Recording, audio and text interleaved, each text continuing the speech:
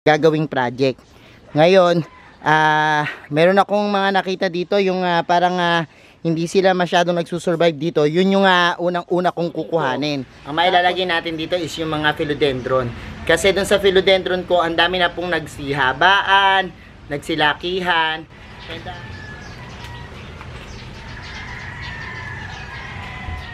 so, eto na po yung hinihintay natin. Eto na yung ating finished project. Papakita ko na sa inyo. In 5, 4, 3, 2, 1. Jaran! So, ayan. Hello everyone! This is Sir Misunao of Bini Dino Park and Eco Garden and welcome back sa ating YouTube channel.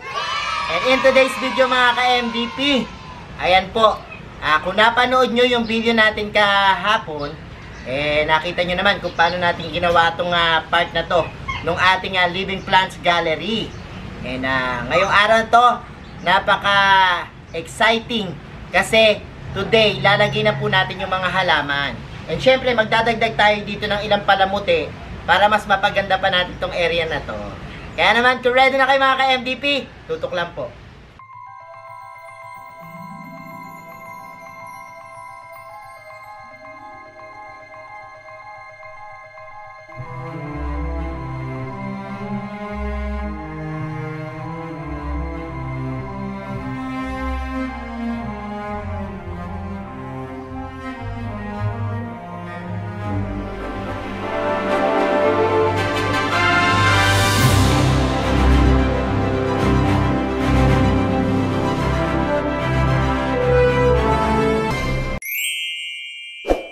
And we're back mga ka-MVP.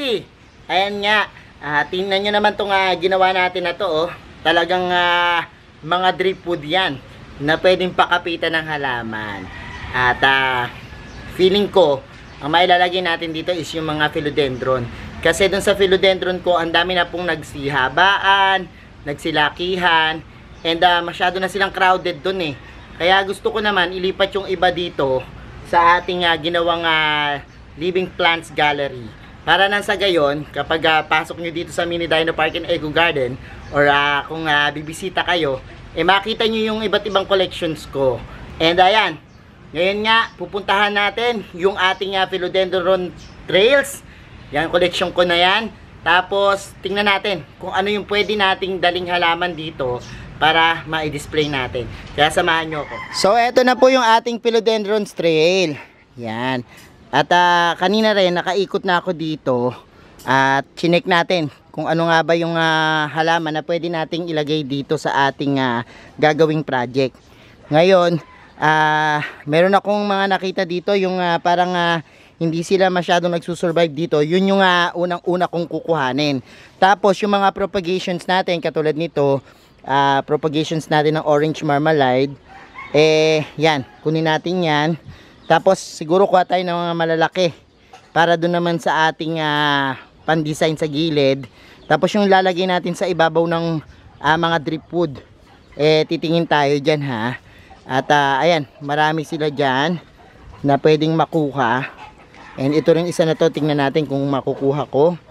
Pero for the meantime, siguro mamili muna ako. Tapos mamaya, pag nailipat na natin dun yung mga nakuha ko dito, ipapakita ko po sa inyo, okay? So, eto na. Yung mga naipon nating mga halaman. Ayan.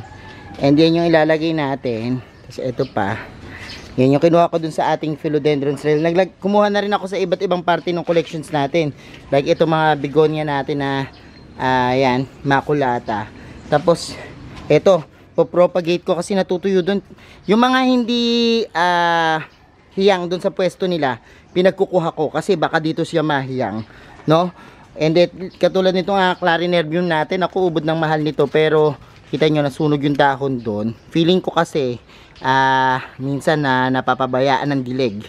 Oo, syempre gusto natin na gumanda uli sila, so ililipat natin ang pwesto dito, baka dito sila maging hiyang. Kaya kumuha tayo ng iba't iba pang mga varieties dun sa ibang parte ng garden natin. Kaya ngayon, ayan, tas nilagyan ko ng boulder na ganyan. Mamaya ayusin ko yan. Tapos eto, nagpabili ko ng mga white na bato para naman dun natin ilagay mamaya. So ayan, sisimulan ko na kasi baka dumilim na naman. eh hindi nyo makita.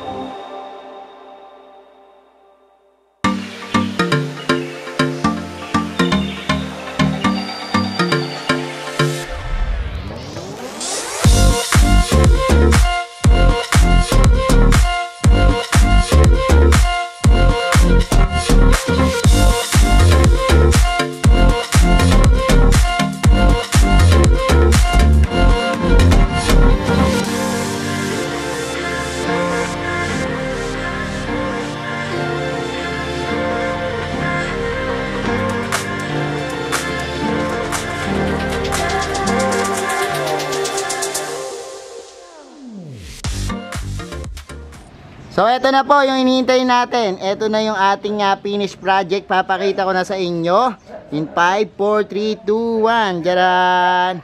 So ayan. Ito na, lalapit ko kayo ha. Yung nagawa natin dito sa ating Living Plants Gallery. And ayan po yung ating nagawa. Ayan po yung mga halaman. Nilagyan natin dito. Ito yung may ata to na philodendrons. Doon sa taas yung orange marmalade. Nilagyan ko siya ng mga ganito. Oh. Yan, yung parang coco husk. Tapos, ito oh, yung ating sahod yaman na variegated. Philodendron na hope. Ayan, tapos, meron tayo ditong, yan. Itong ating Red Majesty. Tapos meron tayo ditong mga Anthurium, Hoya. Tapos dinagyan ko na rin ng grow light. Ayan, kung naalala nyo yung grow light na dapat kakabit ko sa succulents, dito ko na lang po nilagay. Para kahit na hindi sila tamaan ng araw, ayan, meron silang makukuha at makakapag ano sila ng araw. Tapos ito yung ating philodendron na green emerald. Tapos meron tayo dito. Dito ko nilipat yung mga begonia natin. So ayan. Tapos nilagyan ko dito ng mga bato. Ayan o. Ayan. Tsaka boulders. Tapos ayan o. So minimize lang yung mga halaman. Tapos kung magdagdag na lang, pwede na naman tayong magdagdag dyan ng halaman. Tapos eto, kinat ko yung ating soderoy na philodendron. Tapos yan. Diyan ko nilagay. And ito, yung SPs, diyan ko nilagay.